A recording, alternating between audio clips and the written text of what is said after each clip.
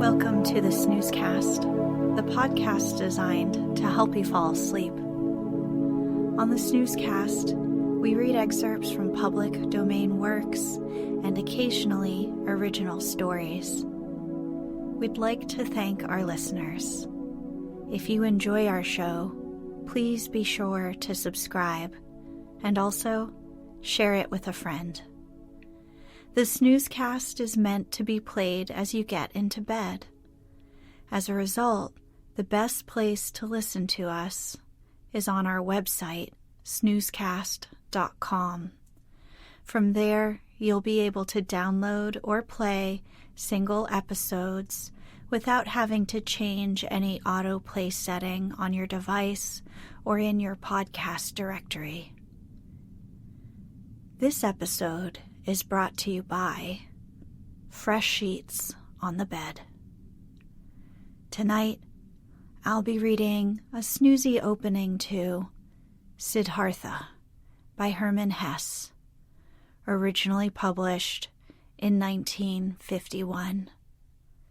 It deals with the spiritual journey of self-discovery of a man named Siddhartha during the time of the Gautama Buddha.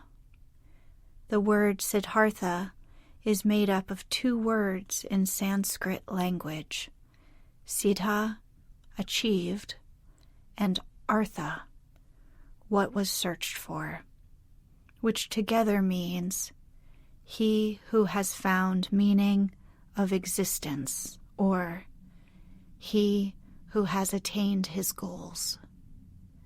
In fact, the Buddha's own name before his renunciation was Siddhartha Gautama, Prince of Kapilavastu. In this book, the Buddha is referred to as Gautama.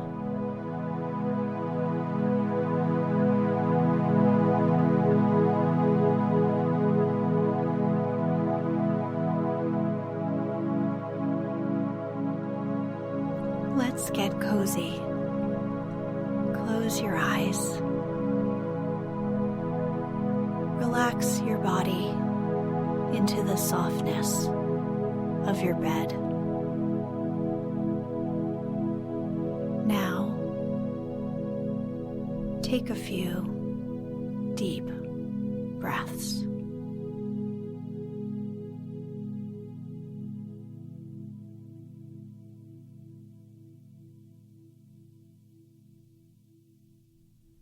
The son of the Brahmin.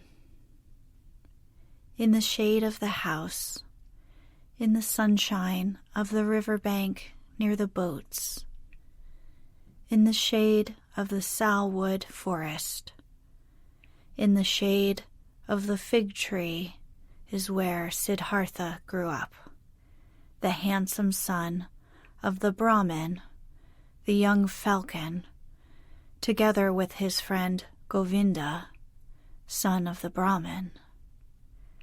The sun tanned his light shoulders by the banks of the river when bathing, performing the sacred ablutions, the sacred offerings. In the mango grove, shade poured into his black eyes when playing as a boy, when his mother sang, when the sacred offerings were made, when his father, the scholar, taught him, when the wise men talked.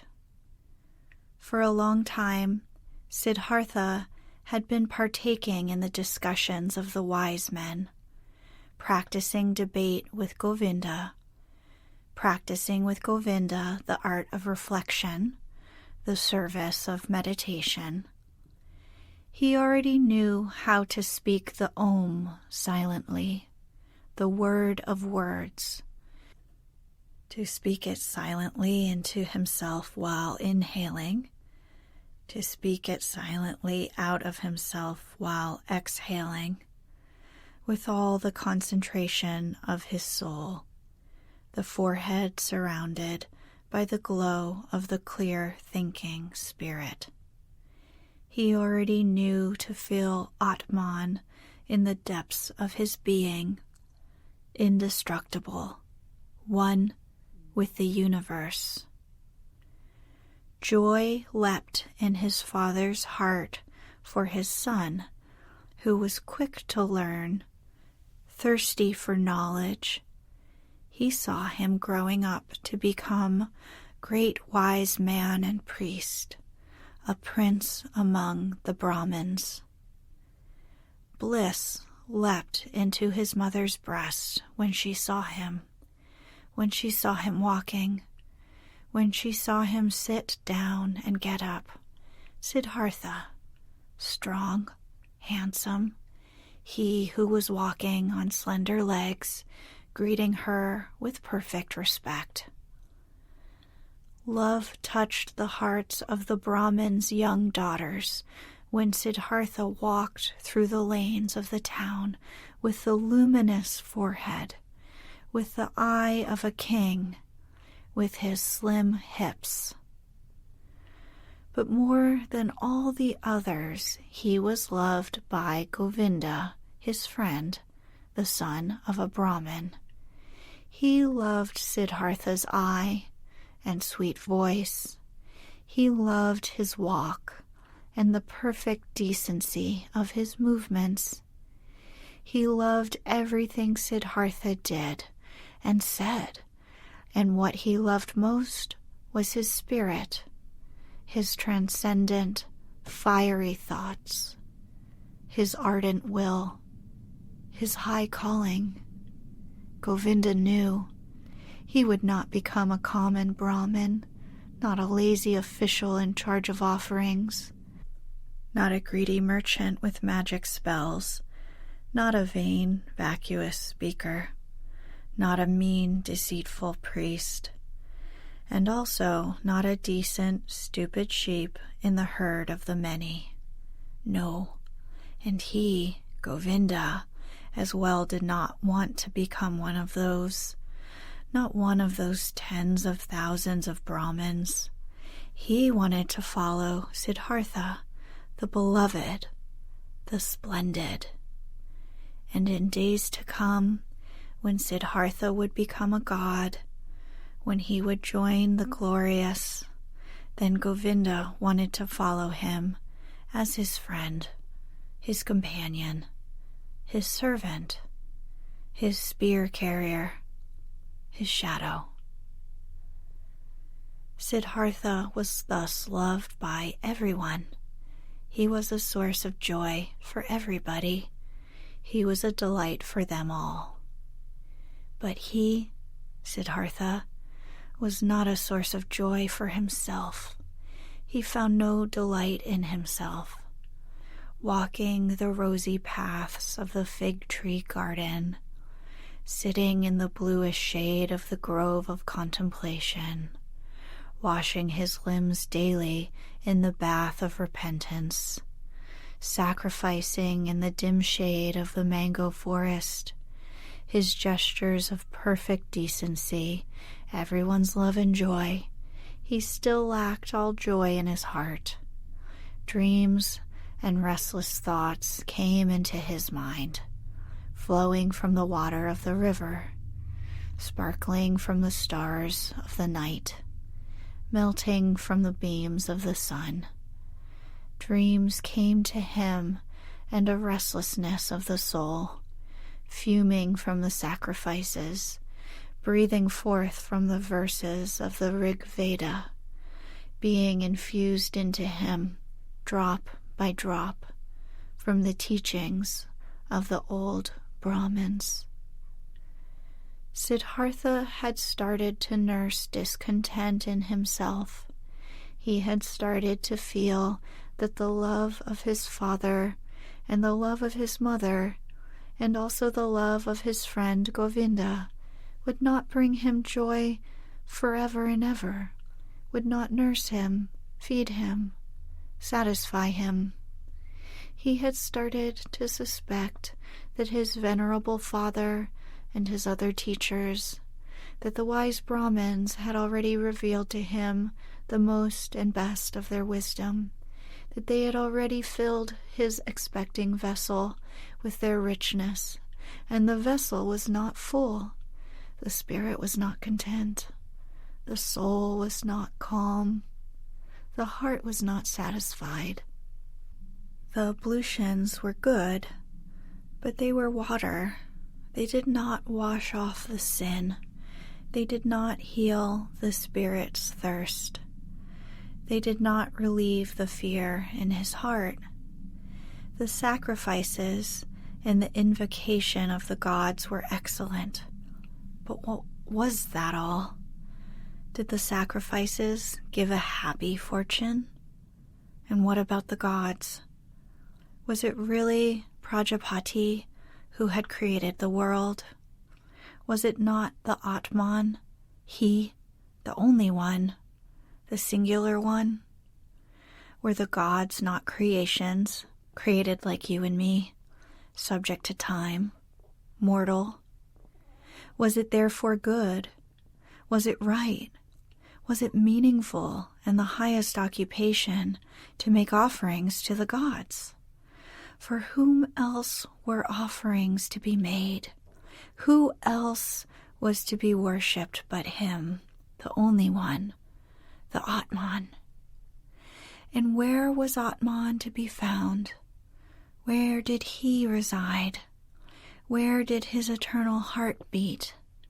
Where else but in one's own self, in its innermost part, in its indestructible part, which everyone had in himself? But where was this self, this innermost part, this ultimate part? It was not flesh and bone. It was neither thought nor consciousness. Thus the wisest ones taught. So where was it? To reach this place, the self, myself, the Atman, there was another way, which was worthwhile looking for. Alas, and nobody showed this way. Nobody knew it, not the Father, and not the teachers and wise men, not the holy sacrificial songs. They knew everything, the Brahmins and their holy books. They knew everything. They had taken care of everything, and of more than everything, the creation of the world, the origin of speech, of food, of inhaling, of exhaling, the arrangement of the senses, the acts of the gods. They knew infinitely much. But was it valuable to know all this, not knowing that one and only one thing, the most important thing, the solely important thing? Surely many verses of the holy books, particularly in the Upanishads of Samaveda, spoke of this innermost and ultimate thing. Wonderful verses. Your soul is the whole world, was written there. And it was written that man in his sleep, in his deep sleep, would meet with this innermost part and would reside in the Atman. Marvelous wisdom was in these verses. All knowledge of the wisest ones had been collected here in magic words, pure as honey collected by bees. No, not to be looked down upon was the tremendous amount of enlightenment which lay here collected and preserved by innumerable generations of wise Brahmins. But where were the Brahmins? Were the priests? Were the wise men or penitents who had succeeded in not just knowing this deepest of all knowledge, but also to live it? Where was the knowledgeable one who wove his spell to bring his familiarity with the Atman out of the sleep into the state of being awake, into the life, into every step of the way, into word and deed? Siddhartha knew many venerable Brahmins, chiefly his father, the pure one, the scholar, the most venerable one. His father was to be admired. Quiet and noble were his manners, pure his life, wise his words. Delicate and noble thoughts lived behind his brow. But even he, who knew so much, did he live in blissfulness? Did he have peace? Was he not also just a searching man, a thirsty man? Did he not, again and again, have to drink from holy sources as a thirsty man, from the offerings, from the books, from the disputes of the Brahmins? Why did he, the irreproachable one, have to wash off sins every day, strive for a cleansing every day, over and over every day? Was not Atman in him? Did not the pristine source spring from his heart? It had to be found, the pristine source in one's own self. It had to be possessed. Everything else was searching, was a detour, was getting lost. Thus were Siddhartha's thoughts. This was his thirst. This was his suffering. Often he spoke to himself from a Chandogya Upanishad the words, "Truly, the name of the Brahmin is Satyam. Verily, he who knows such a thing will enter the heavenly world every day." Often it seemed near the heavenly world, but never he had reached it completely. Never he had quenched the ultimate thirst. And among all the wise and wisest men he knew, and whose instructions he had received, among all of them there was no one who had reached it completely, the heavenly world, who had quenched it completely, the eternal thirst. Govinda? Siddhartha spoke to his friend. Govinda, my dear, come with me under the banyan tree. Let's practice meditation. They went to the banyan tree. They sat down. Siddhartha right here, Govinda 20 paces away, while putting himself down, ready to speak the Om. Siddhartha repeated, murmuring the verse, Om is the bow, the arrow is soul, the Brahman is the arrow's target that one should incessantly